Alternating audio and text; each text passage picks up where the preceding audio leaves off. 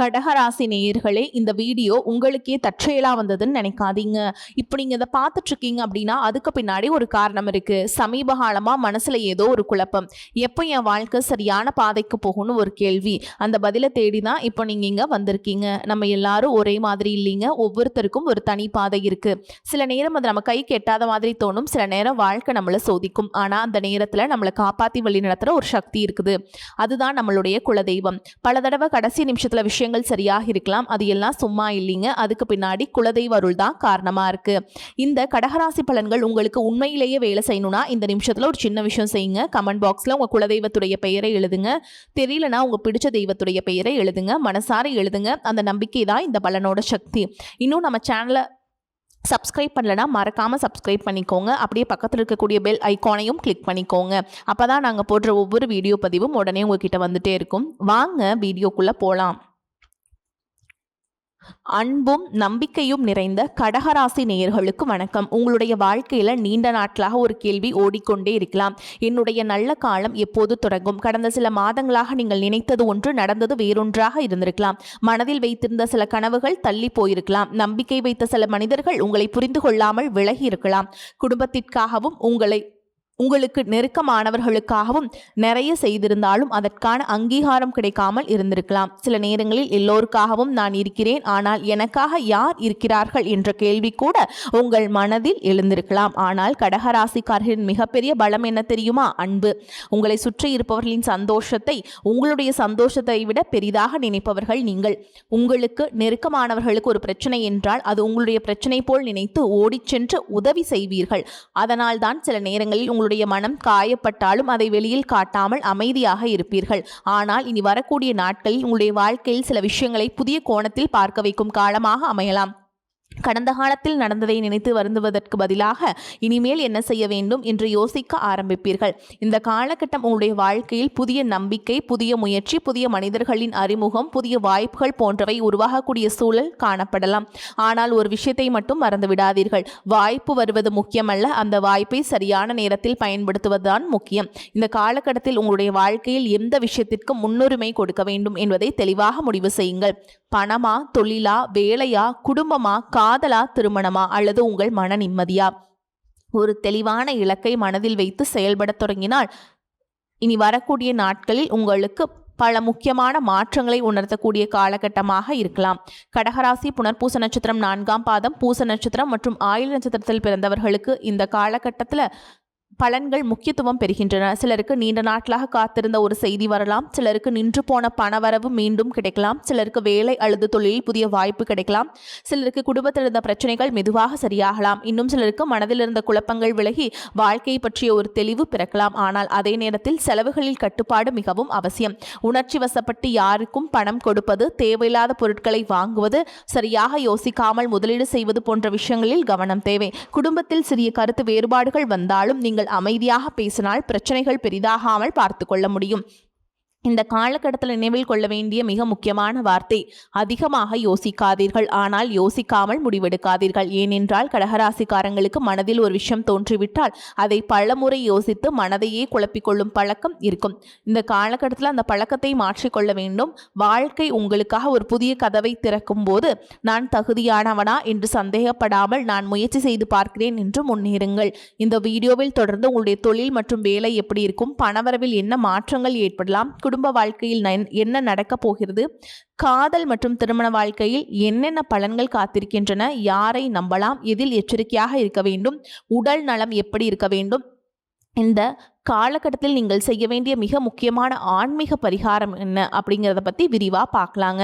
தொழில், வேலை, வியாபாரம், பணவரவு எல்லாம் எப்படி இருக்குன்னு பார்க்கலாங்க. இந்த காலகட்டத்தில் தொழில் மற்றும் பொருளாதார வாழ்க்கையில் மெதுவான ஆனால் முக்கியமான முன்னேற்றங்களை உருவாக்கக்கூடிய காலமாக இருக்கலாம். கடந்த சில மாதங்களாக வேலைப்பளு அதிகமாக இருந்திருக்கலாம்.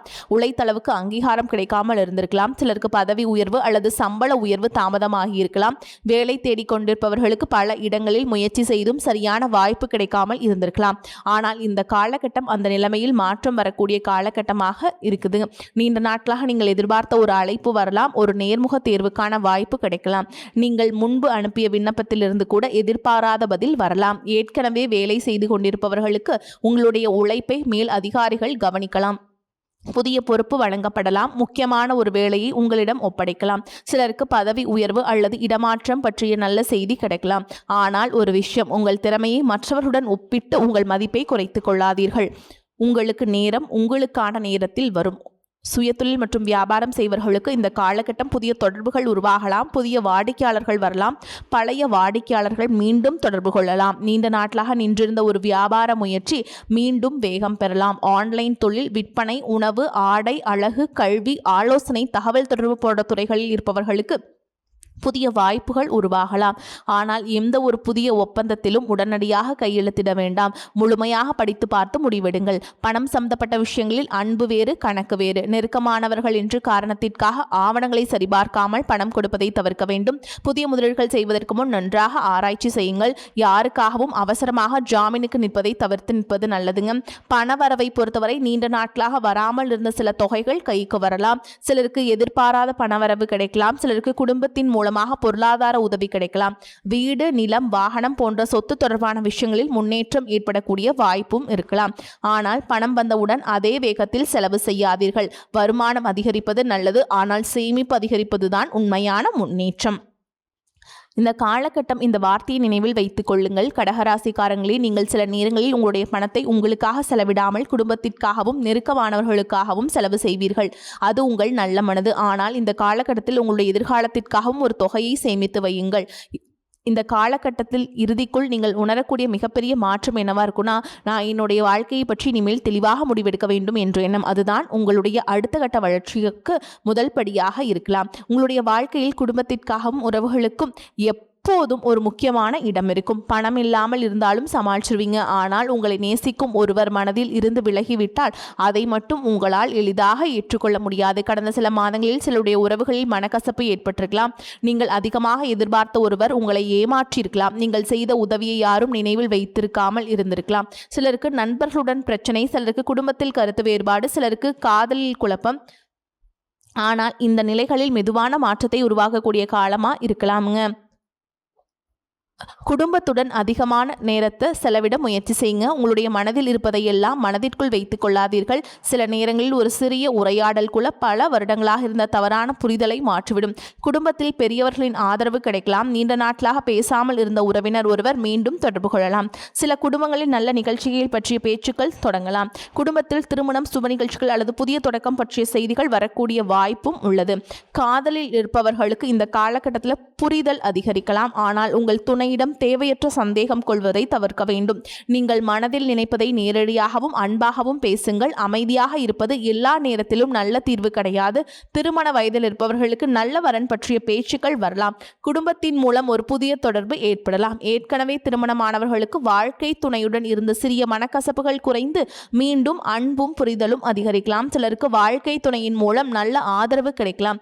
ஆனால் ஒரு விஷயத்தை நினைவில் வைத்துக் கொள்ளுங்கள். ஒரு நல்ல உறவை உருவாக்குவது அன்பு மட்டுமல்ல, புரிதல், பொறுமை, விட்டு கொடுத்தல், இந்த மூன்றும் அவசியம்.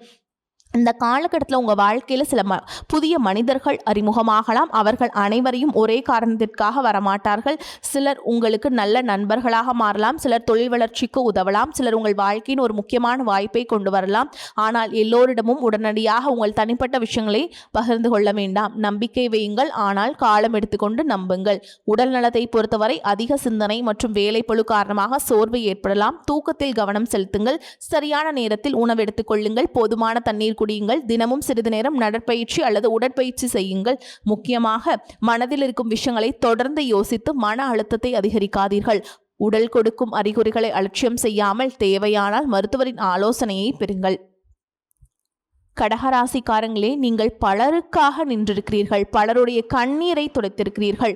பலருடைய கஷ்டத்தில் துணையாக இருந்திருக்கிறீர்கள். ஆனால் உங்கள் கஷ்டத்தை மட்டும் யாரிடமும் சொல்லாமல் அமைதியாக இருந்திருக்கலாம். சில நேரங்களில் உங்களுக்கு நீங்களே அழுதிருக்கலாம். ஆனால் வெளியில் சிரிச்சிருக்கலாம். அதுதான் உங்களுடைய மன வலிமை. ஒரு விஷயத்தை மட்டும் நினைவில் வைத்துக் கொள்ளுங்கள். நீங்கள் பலவீனமானவர் அல்ல. நீங்கள் உணர்ச்சி வசப்படுபவர்.